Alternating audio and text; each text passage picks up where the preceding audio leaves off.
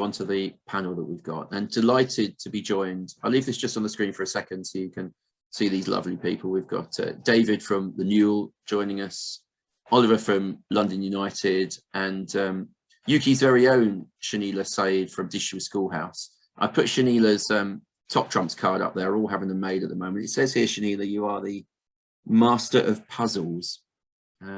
I'll try and work that into the questions that I ask you later on in a second. As I said, I'll send the slides on. I'm going to come off the panel now so that we can actually see the panel and have a chat with them. But this is our panel today. They've got a variety of things in common, but they're all doing it in different ways. So let's drill down into that and find out what they're up to. So David, you were first on the screen. David Jackson. I'm just going to call you David from now on. So David Janssen, don't answer the questions when I ask David a question. David, tell us a little bit about the Newell and a little bit about you. What do we need to know about you? Sure, yeah. So I'm managing director of Newell. You may have come across Josh, our founder, before. I've successfully supplanted him at the back end of last year. I've turfed him off out to Europe. He's now working on all of our kind of European related projects. So I've stepped in. My background actually wasn't in esports. I've spent 7 or 8 years working in sort of the corporate publishing space, sort of scientific, technical, medical publishing. I've been in esports for a couple of years now, starting with Newell sort of as an advisor, and now jumping into this full time and leading the company. So for context about the company, just for where we are right now, obviously we're a university esports tournament and community organizer. We've been around since 2010, so a little while now. Last year, over 6,500 students from around 100 universities in the UK participated in our tournaments, which is probably the activity that most people see. But we also do a bunch of other stuff in this space, from facilitating in-person events, where possible, given COVID, of course. We also support teaching, including, for example, giving lectures. We support research, whether that through actually, just publicizing or actually getting involved. And we also do a lot of career support work with students as well. But that's sort of the context about what we do. All stuff I'm going to come back to you on in a second, David. So thank you for that. Oliver, next up, tell us a little bit about London United, and you're sort of a little bit on your background, if that's okay. Good afternoon, everyone. I think I need to get my own top trump card. I quite like that. I'm Ollie. I'm the founder, CEO of London United. Similar to David, my background isn't actually in esports. I was in traditional sports. I was a lawyer for a long time at the Premier League. And then I went into business roles in Formula One and sports tech thereafter. Founded London United a couple of years ago, really to help grassroots gamers develop and be educated and nurtured on a path to pro, whilst aligning with social purpose. And over the last couple of years, we've really evolved the model to become known for esports for good. We're uniting social issues and promoting healthy lifestyle with the mediums of gaming and esports. And what that has meant is we have rosters which we develop. We have premium esports rosters and grassroots rosters. We have content creators. We host social issue campaigns with the Mayor of London, the Rio Ferdinand Foundation, and various other partners. We're opening a Centre of Excellence in Camden next month, and we're on a mission actually to become a decentralised esports org. We launched a community purpose-driven NFT campaign just 2 weeks ago. So quite a lot, all in all. I really shouldn't have booked anyone else, should I? I should just have spoken to you for 40 minutes about all of that. So, yeah, I didn't know if I was allowed to mention the Camden thing. We'll come back to that in a second. I'm particularly interested in that and the impact that you think that might have. Shanila, another one who's perhaps about to say my background's not in esports as well, but you're in it now and there's no escape. Tell us a little bit about yourself and who you represent. Okay, so I'm head of education and also direct the DSH program. My background, I think it was David Janssen that a few years ago told me that said you can't say anymore that you don't know esports, because it's like you have to stop saying that, because it's so not true, Shanila. I think compared to the people in this group, I feel like that's kind of still true, but there you go.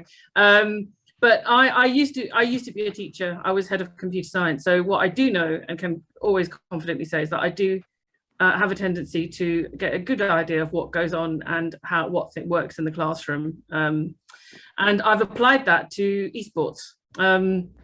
in the Digital Schoolhouse program, and that's really where DSH Esports came from. It's about, for us, it's been about immersive careers education, and I always say kids can't aspire to what careers they don't know exist. So we have to shine a spotlight on them and break through into the mainstream and speak to all those kids that really wouldn't give a damn about this world. So we have 2 tournaments. We have the senior tournament, which has come back this year, thankfully, after a bit of a cancellation last year because of school closures. And we've also announced the junior tournament, open to 8 to 11-year-olds. So we're really pleased to be delivering esports in primary schools for the first time. Has anyone else ever done that, Shanila? I believe I've been told by quite a few people that this is the first in this country. Yes. Well, tell us a little bit about the motivation. I always want to hear about latest news and what you're up to. What's the motivation for introducing this new primary school program then? We know kids love playing games, and it's like it's as simple as that. And it's just, there's room for play time in the classroom. Simple, pure and simple. Kids love playing games. They love playing with each other. They love playing with their friends, and it's a great way to engage kids. But for us, it's also a way, we use it to teach computer science principles. We use it to teach English and maths.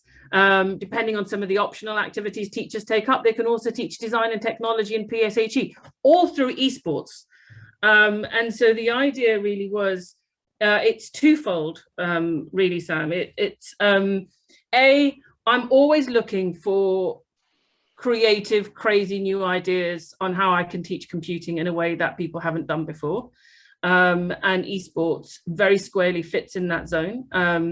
But I'm also, the other side of it is what I said earlier, and it's about raising awareness of the world of opportunities that our sector has. And esports is one of those where it's very easy to, video games in general, it's very kind of easy to see the end product, but not see the people behind it. And therefore, the people that make these products are not always visible, with the exception, of course, of streamers and etc. nowadays. I know.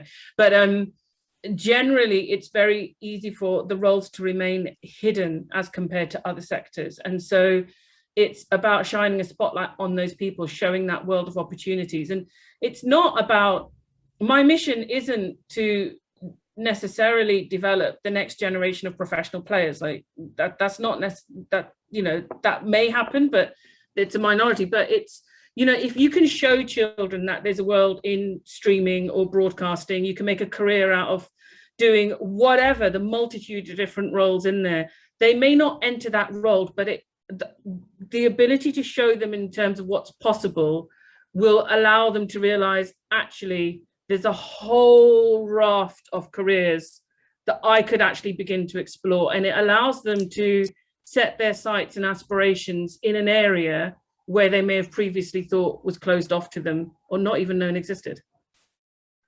That's really interesting, and love the passion that's coming through in that. I mean, it's amazing. This is brilliant. I mean, and Oliver, just picking up on that last point that Shanila made about opportunities for people that perhaps wouldn't obviously be given these opportunities.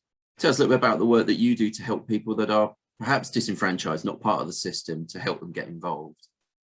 Yeah, I think, just picking up on Shanila's point, there are a plethora of roles in this sector, aren't there? They don't have to be a professional gamer. And actually, what we did at the end of December last year, when we were hosting FIFA and 2K competition, was we came up with a partnership with the Mayor of London and addressed education and worked with academics and a number of mainstream sports organisations and esports orgs to put on workshops, a bit challenging digitally, as I'm sure you all appreciate, on video production, video editing, social media management, and public speaking, all skills that are very useful for working in esports, but to be honest, you can work in many other sectors with them as well. So for what we're trying to do is we want to, of course, give talent an opportunity, but we're not solely focused on professional video gamers. We want to use our Centre of Excellence as a social purpose-driven Centre of Excellence and host workshops on mental health and nutrition, and provide a further avenue for education or employment with the local community. So that's essentially what we're looking to focus on. You said that's going to be in Camden. What's it like as an area? What are the sort of the infrastructure and the people around there? Well, it's not by accident we have chosen Camden and not ended up with everyone else in Shoreditch. What London United tries to do is stand out from the crowd. That is our USP. We say we're for gamers that give a shit. We're esports for good. And if you look at Camden and King's Cross, the two areas we were looking to settle in conversation with the mayor's office as well, and the violent reduction unit, we realized that actually we could be a focal point to get kids off the street or young people off the street, working with the local communities, schools, charities, etc., to provide them with, let's say, after school provision. We held Grime Against Knives almost 2 years ago at Lewisham Shopping Centre. We used it as an opportunity to put together an Apex team, but actually we also used it as an opportunity to address a huge antisocial issue, working with a grime artist and the police and the local authority. And that's sort of the way that we work. We want to give young people an opportunity and make the offering quite different. That's amazing. We'll come back and talk about the sort of the roles that you're both supporting later on, if that's okay. David, just a question to you. So Digital Schoolhouse and London United, they're not going out to create pro players as an objective. That might happen, but they're certainly creating that infrastructure and that environment and educating young people. Are you trying to make pro players? Is that one of the objectives of the new one? And if not, what are your sort of core objectives and ambitions? I was going to say, no, I was thinking of jumping in there and completely in support of what they were saying. It's maybe pro players come out of this. I think by the time you get to university age, perhaps less right now. But I was actually having this conversation with a publisher earlier this week, that we keep talking about path to pro as if it's about the player base, when actually from our perspective, it's much more about how do we facilitate careers in the industry and that underlying infrastructure. That could be everything from, the broadcast side of it, which is something that we do quite a lot of, but also all the various other functions that are required in any serious business. So I think if anything, players are very much a secondary element, and probably where there's more of a need for opportunities in the other roles that make that ecosystem work beyond just the player side of it. I would say. It's interesting. I mean, can I just jump in? Yes, yeah, go for it. I don't want to be mistaken. We do want to find pro players, but we want to do it the right way. We want to find the talent and we want to harness them and make sure they're educated at the same time as being developed. We don't want them being encouraged to sit in their ass 23 hours a day. There is a huge grassroots fan base that want to try and compete and play more professionally. And we have those offerings. There's lots of great bodies doing it. But where do they go thereafter? So that's what we want to try and work with them on. We'll come back to where they go next later on. That's a really interesting idea. A really interesting question. So, David, just come back to you a second. I must admit, I wasn't really aware of all the broadcast side work that you do. Take us through that a little bit more, because I think there's perhaps a perception that you're running a league to get people to play games and have a great time, and they might go on to do something more and have a career in it, but they are at university studying something else at the same time. So they've got that interesting mixture. But take us through the sort of the broadcast work that you do then. Sure. So we've been doing broadcast as a sort of an integral part of what we do for years now. I think we must have gone into Twitch, must have been one of our first commercial partners. I think must have been 2014, 15. We first administered for the UK the Twitch student program as it was delivered here, which was sort of a mixture of sort of the live broadcasts of our tournaments, but also student content creators. So we had a program called the Twitch student program, which there was one who I always use as a case study. Hollyworld was one of those Twitch creators where she went on, she's now in Apex, but she became one of the UK's top female Overwatch streamers, to the extent that she actually left her masters, which I would never advocate, but it was a sign of the success of that program. Nowadays, we continue to see broadcast as sort of a strategically important part of what we do. So we probably do around 100 live broadcasts a year. Some of that's tournaments, some of that's charity events, some of that's sort of webinars, which we've done. We've done a bunch of those in partnership with Hitmarker, which has been great over the last year. We have But a critical part of that is how we're using this as an opportunity for talent to develop in a relatively low stakes environment. Ultimately, it's student esports. There are expectations and we support people as much as we can to develop, but fundamentally it's about opportunities where, you know, if something goes wrong, it's still a paid opportunity, but no one's going to jump down your throat about it. So we must work we have one full-time in-house coordinator for that, but we work with as many early career student sort of producers, observers, casters as we possibly can, and many of those have since then gone on. If you look at the sort of the UK talent out there now in broadcast, there's a pipeline of people who invariably at some point have gone through a Newell role, or a kind of a Newell contractor role at some point, which I think is a real sort of something we're actually really proud about, of sort of how that's gone, of deciding to do that sort of thing sort of primarily in-house, and it's something that we're looking to grow. So something that we've not really talked about much publicly yet is that we're actually currently looking to develop our own in-person sort of broadcast studio space, because a big thing for me is about accessibility. We actually had a contact from a student. It was an esports student actually, who said, I really want to get into broadcast production in esports, but I don't have the equipment to do it. And it was something that we were talked about internally, and said we spend a lot of time thinking about diversity and inclusion from the perspective of, you know, whether that's from race or from gender or orientation, etc. But actually, we'd not spent as much time thinking about wealth and the barrier that might provide.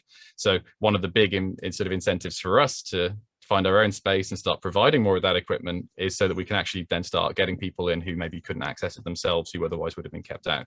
So part of it is commercial. Obviously, the fact that we do big broadcasts means that, you know, sponsors are interested in what we're broadcasting, but as important to that for us is that we're able to use it as a vehicle for helping people get into the industry. And I'd say that applies not just on the broadcast side, but on tournament operations, on the marketing side. You know, we see ourselves as a sort of a nice sort of stepping stone in that pipeline for people to say, okay, I've got some experience here, and now I can go off into a company that's operating at the pro level, for example. Thank you very much for that, David. I'm going to come back and ask about how we stack up sort of university-wise compared to other European countries, and whether you're, you know, getting out there and helping some other countries later on. Let's come back to that. But this talent pipeline and support thing is fascinating. So, Shanila, from the work that you've been doing in Digital Schoolhouse, where do you think the talent, what are sort of the areas of esports that the people that you work with are particularly interested in? If it's not just the playing of games, what are the other things that people are interested in? Is it the technical roles? Is it the casting? Or what other things are of interest to young people in the projects you've been running? It's a real mix, actually. So what both stages, both age groups of the tournament have are job descriptions that we formulated sort of with industry partners in shoutcasting, event production, tournament admin, community, team manager. So a bit of a range, and students try each of those. Shoutcasting always is such an exciting thing for the kids to get behind, and it's a great way for them to raise confidence. We've got some great incidents and stories about children who've been shy but have succumbed to peer pressure to give a hand and to try out shoutcasting, and then just blown everybody away by their talent and skills. It's been great to hear that. But it's interesting, through the junior esports tournament, a lot of the feedback was children really loved the tournament admin role, and the teachers felt it was because they got a chance to boss everyone around, so they loved it. But yeah, so they love things like that, and it's I think sometimes when we think about what is going to excite children in esports, you know, we don't necessarily think of roles like tournament admin or production, but from a child's point of view, this is really exciting. Like, you know, when they take on when the junior esports take on the production role, they're you know, from our angle, right, it's nothing fancy. They're just, you know, they're getting the switches and the games and they're putting it all together and they're connecting up to the whiteboard. It's sort of pretty simple day-to-day stuff for us, but from a child's point of view, they never really get to handle that tech in schools or set it up or do anything like that. So for them, it's a big deal and it's incredibly exciting and they love it. They get completely behind it. But yeah, I think the surprise role was, in terms of the unexpected favorite, was tournament admin. I mean, it's called admin. How exciting can it be? Who doesn't like admin? Let's be honest. I would say hands up if you don't like admin, and your hands will all stay down. Really interesting sort of different roles that you're looking after and supporting there. Oliver, does that strike a chord with you, what Shanila was saying about that interest from different areas? Or are there any roles that you find the people that you engage with are particularly interested in? Or is there an area where, in fact, we're short of a particular skill in the UK that we need to work on? We struggle with video editors.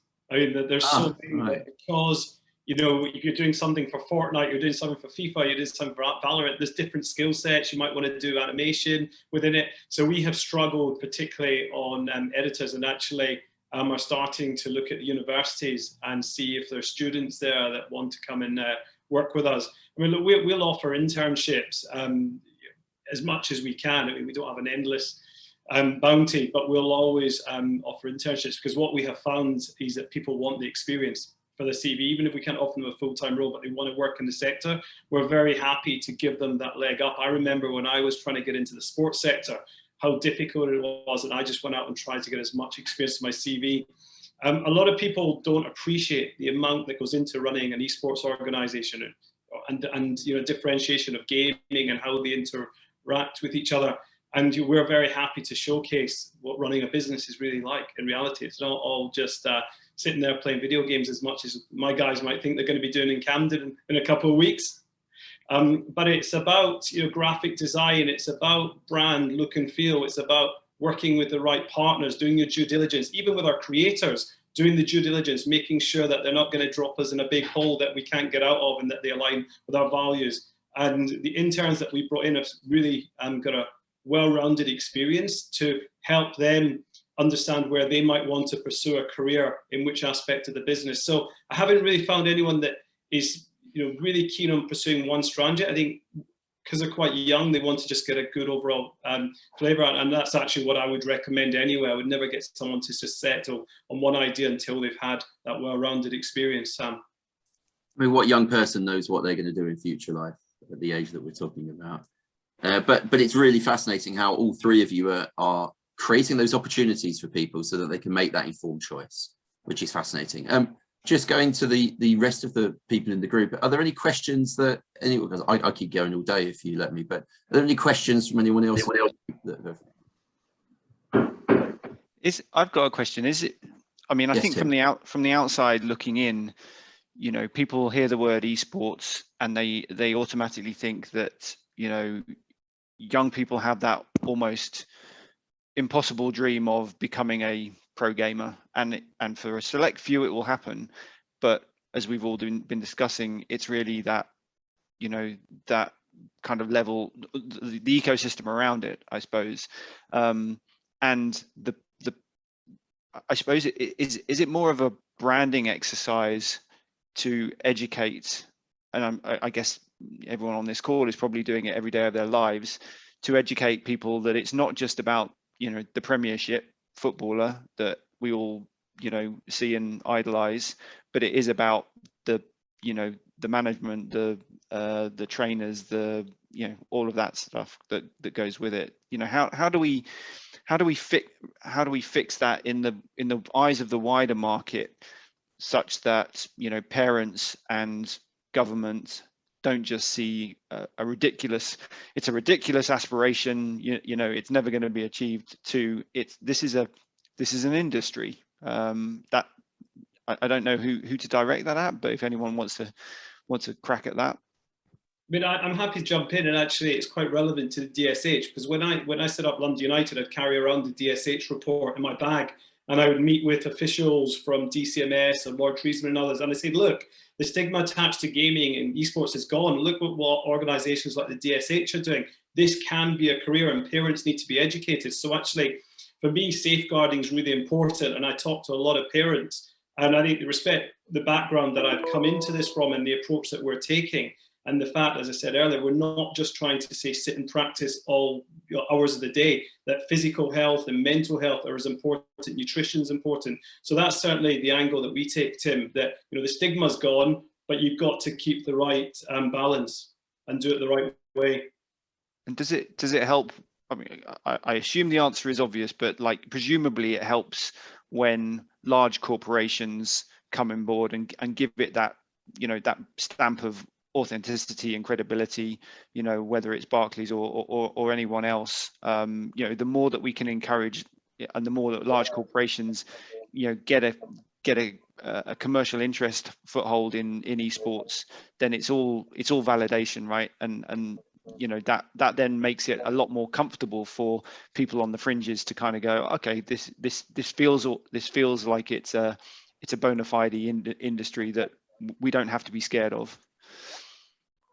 Yeah, actually, I was just going to say, that I think it's kind of normalizing it, isn't it? It's, you know, when the BBC picked up the UKLC, or Sky picking up the Premier League and broadcasting it on traditional channels, so it's reaching, you know, because a lot of parents still, you know, consume media in a traditional format through the likes of telly. They're not necessarily going on demand.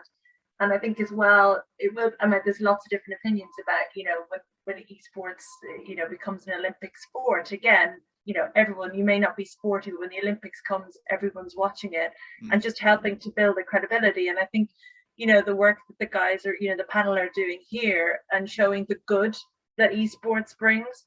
Yes, there is a lot of work behind it, a lot of time spent playing, but I think the amazing other aspects of that, and how the you know, bringing kids together or adults together and learning other things about whether health, you know, well-being, you know, and mental health as well. I think that, and it's quite similar, I suppose, in the games industry.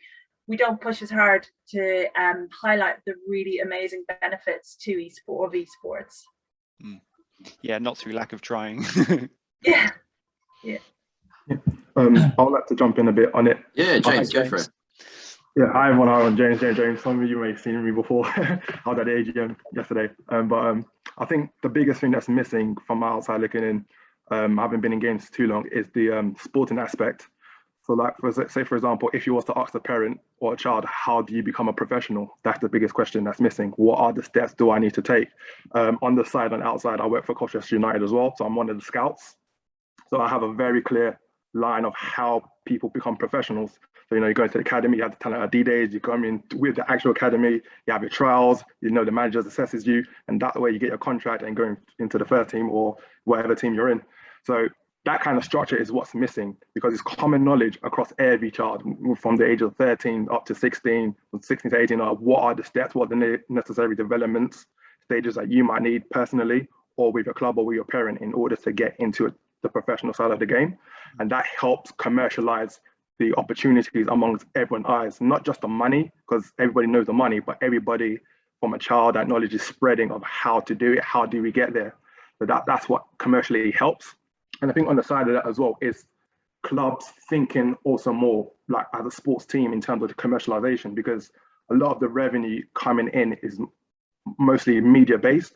So I think from the outside again looking in, everyone thinks, oh, we're just a media company that's, you know, trying to leverage people's identities, you know, in order to make profit. But, you know, taking that approach, say for like a Manchester United, for example, you know, having different type of products, licensing your products out, the brand, and having that brand extension within the market to actually make different kind of commercial revenue. So when a parent or a child looks in saying, actually, this club knows what they're doing, you know, they're working with different sport clubs, they're working with like Nike, they're working with the Adidas, the other sports teams, which give them more of a sporting feel rather than just the media feel. Because yes, media is involved in every sport, as you see, but every other sport feels more like a sport rather than esports at the moment. It feels more media. So it's having those sporting like structures and sporting like commercial opportunities that are visible to everybody, and it becomes common knowledge. So then people can say, actually, I can do this as a career. I can go in an editor and I know that I can have a salary for how many years because I can see the club is making money this way. I can see I'm going to be developing my career this way. Or, you know, if my son or daughter wants to become a professional, you know, that those commercial steps and structures can be communicated to them in a, you know, direct way or complete transparent way. And, you know, there is that long-term view, because that's what everybody's thinking. Can I actually do this for the long term? And can I live off this for 10, 20 years if my career does last that long? And hopefully it's the last generational divide that we're seeing, right? It's just we're living in that time where, as Elaine was saying, the parents have a very confused idea maybe of what esports are, but to the kids it's very, very natural. And there's a divide that we're all of us on this call and the industry at large are trying to sort of connect, so that people aren't scared of it and people can kind of embrace it. And I think generally the older generations are aware that the jobs that are being created now are not familiar to us, in any way, shape or form. And it's only a moment in time before those kids grow up and become parents themselves. So it's very much a kind of a challenge for the moment, but as the years go on, in the next 5 years, it might not be an issue anymore. A challenge I have with it, the branding, sorry to jump in, is the way in which the discourse around it has to be presented in quite a transactional way. So it's as a parent, you should be supportive of your child taking part in video games and esports, because they will either be able to have a chance to become a player, or there will be careers in it, which the vast majority of people will never do. It's something that we try and encourage, but it's for most people. And actually, there was an article by Satnam Sagera in the Times today that sort of expressed a similar sentiment: is playing video games is inherently a nice thing to do. People doing fun things is acceptable, and it's okay to appreciate that. And in our case, the way we try to message our tournaments now is very much more around it doesn't have to be about a career. It doesn't have to be about being the best. It's actually about community. And you get to, one great thing about esports is there's a way of meeting other people who are like-minded, who are interested in the same hobbies as you. And in our case, it'll help you get on better in university. People who socialize, the data shows that if you socialize more when you're at university, you're going to have a better time. So I feel like there's got to be some space in the narrative that's presented to parents here about the inherent sort of, the reality is there's only a tiny minority of people who are problem gamers. And as long as we don't accept that it's just a good thing in and of itself, I think that it's going to be really challenging to get that across. That's amazing. Thank you, David, bringing all of that together. We do have just 2 minutes left. I would like to just go back to Shanila and Oliver for last words from them. We've talked about this engagement with parents. Shanila, your research has been referenced. Could you give us a short, what's the research? How do we get hold of it? How do we see it? How can we use it? We now have 2 research papers out on the Digital Schoolhouse website. So the one that Oliver was referencing earlier was Esports Engaging Education. We did it a couple of years ago, and where we looked at the impact of the senior, what I'm now calling the senior tournament, the original tournament on kids. The other one that was released last week is the research centered around the junior tournament. We carried out a pilot before we launched the junior tournament.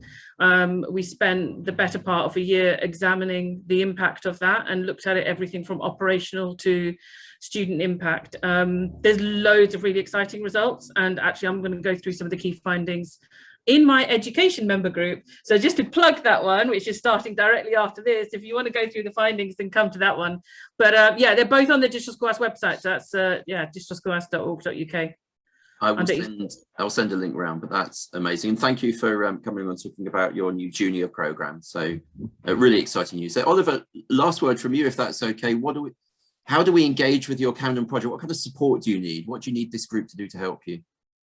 Well, we're looking to work with partners that align with our vision and values first and foremost. I mean, we've fortunately secured some hardware partners. We're still looking for some more, obviously, to give the participants the best equipment and therefore the best opportunity that they can have. But ultimately, if people align with our vision and want to get involved, they can reach out to us, and we're happy to look at tailored offerings, physical activations, digital activations.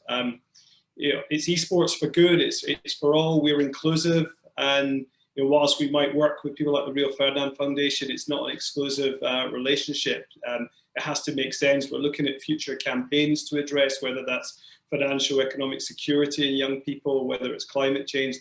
We've got a nice roadmap, and we're looking forward to using Camden as the base and the foundation for that.